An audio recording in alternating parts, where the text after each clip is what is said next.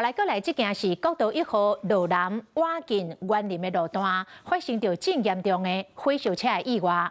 一个18岁少年家驶亚籍的免治车，要去园林找女朋友，讲疑似无打档啊，推弄一台货车的车尾，车全导火烧起来。 刷落去失控，搁去弄另外一台轿车，2台车总烧起来。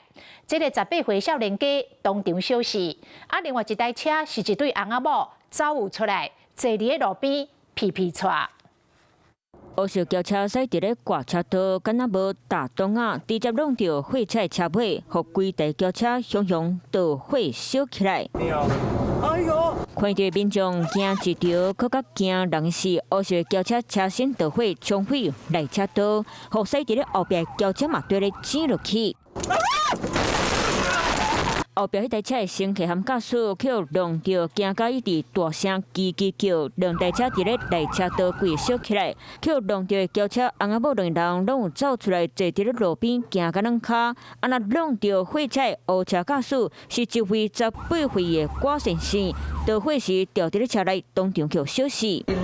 因女朋友住伫园林啦，有讲伊的厝囥伫遐啦，囥园林那边等遐。伊是郭先生的外妈，代志发生后是真艰苦，因为孙真乖，差不多大家拢会当外妈兜看外妈。外妈讲孙2月就考到驾照，敢若是驶亚籍的车，想要到伫咧国道车祸过往。 郭先生发生车祸地点是国道1号路南215公里瓦近园林路段。这个路段伫咧2020年4月27日下晡，冇发生过超级跑车火烧车的事故。当时29岁姓张的车主驶一台1500万的名车，发现车会油箱导火，伊赶紧跳出车外。4年后，郭先生驶一台面路，伫咧共一条路段出车祸。虽然警察讲超级跑车火烧车是因为车保养的问题，郭先生是敢若因为驶伤紧。 2个原因无共款，不过拢是因为发生伫咧共一条路段，嘛是互网友拢讨论甲热气气。Hello， 我是雷亚，想要抢先掌握最及时的新闻资讯吗？赶快订阅、按赞、开启小铃铛，锁定华视新闻 YouTube 频道。